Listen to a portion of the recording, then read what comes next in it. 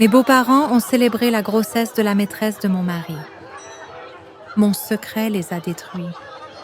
J'ai vu ma belle-mère poser une main protectrice sur le ventre arrondi de la maîtresse de mon mari.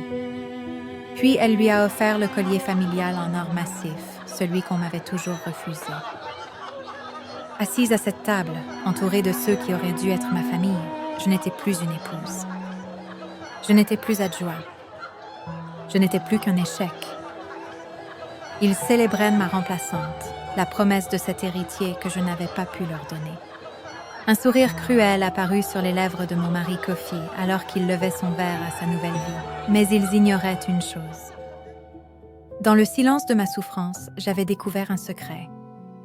Un secret qui n'allait pas seulement les détruire, mais réduire leur monde en cendres. Laissez-moi vous raconter comment tout a commencé et comment la femme qu'ils ont voulu enterrer est devenue celle qui a creusé leur tombe.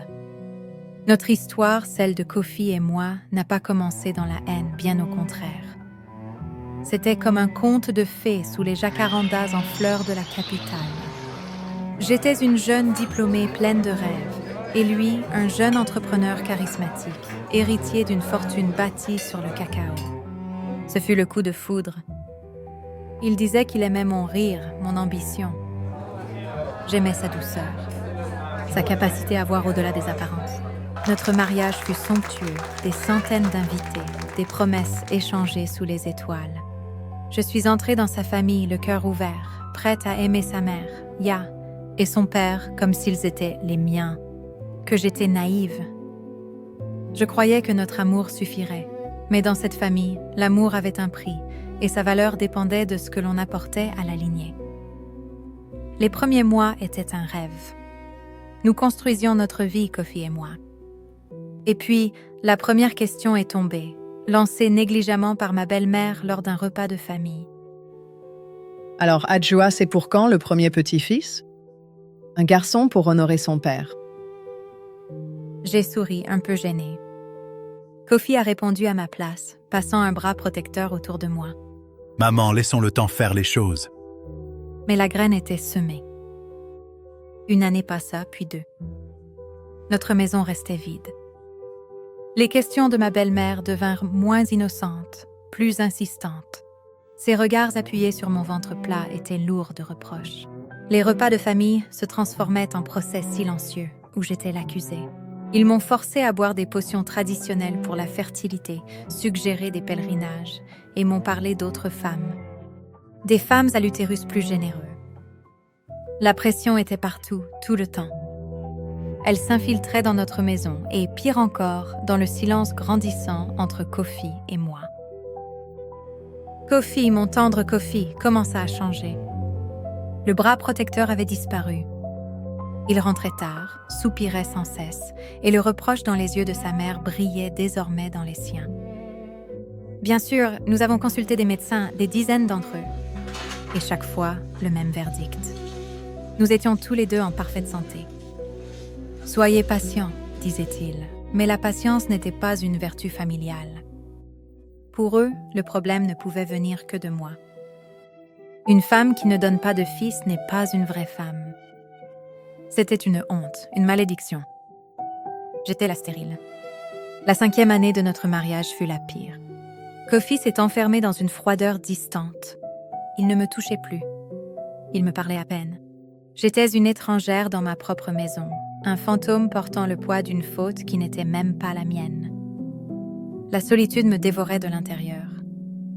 Je pleurais la nuit, en silence, pour qu'ils ne m'entendent pas, priant pour un miracle. Non plus pour avoir un enfant, mais simplement pour retrouver l'homme que j'avais épousé. Et puis, le coup de grâce est arrivé. Pas un coup de tonnerre, non. Juste une invitation sur un carton luxueux. Un dîner de fête en famille. J'ai trouvé cela étrange, si formel. Mais une petite lueur d'espoir s'est allumée. Peut-être voulait-il faire la paix. J'ai passé l'après-midi à me préparer. J'ai mis ma plus belle robe. Je me suis forcée à sourire, m'accrochant à l'idée folle que tout pouvait encore s'arranger. En arrivant, agacée, j'ai tout de suite senti que quelque chose n'allait pas. L'atmosphère était électrique. Mon beau-père m'a à peine regardée. Ma belle-mère, Ya, rayonnait d'un bonheur féroce, un bonheur qui ne m'était pas destiné. Kofi n'était pas là. Ils m'ont installée à table, un peu à l'écart, comme une invitée de seconde zone. 20 minutes plus tard, Kofi est entré. Il n'était pas seul. Il tenait la main d'une jeune femme, Aqua. Son ventre, déjà bien rond, était moulé dans une robe voyante. Le silence tomba. Un silence théâtral. Tous les regards se tournèrent vers moi, chargés de pitié, de mépris et de satisfaction. Mon cœur s'arrêta de battre. Ma belle-mère se leva, le visage triomphant. Mes chers amis, chères familles, aujourd'hui nous célébrons la continuité, l'avenir de notre lignée. Mon fils, Kofi, a enfin accompli son devoir. Akua nous offre le plus beau des cadeaux. Elle porte notre héritier, un fils. Des applaudissements éclatèrent. Mon mari n'a pas croisé mon regard une seule fois. Il souriait, ce faux sourire béat, acceptant les félicitations. C'est alors que ma belle-mère s'est approchée d'Akua. Elle a ouvert un écrin de velours et sorti ce fameux collier en or, le bijou transmis à la mère de l'héritier. Elle l'a passé autour du cou d'Akua, juste sous mes yeux. Tu fais désormais partie des nôtres, ma fille. La véritable mère de la prochaine génération. Chaque mot était un couteau. Ce n'était pas une humiliation. C'était une exécution publique. Ils étaient en train de m'effacer. J'étais une erreur qu'on corrigeait avec joie. Assise à cette table, je suis morte, une première mort.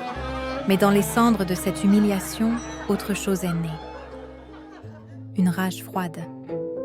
Une clarté absolue. Ils pensaient m'avoir détruite. En réalité, ils venaient de créer leur pire ennemi. Merci d'avoir regardé cette première partie jusqu'à la fin. Si cette histoire vous a touché, la suite arrive très bientôt. Si vous avez aimé cette première partie, ne manquez pas la suite.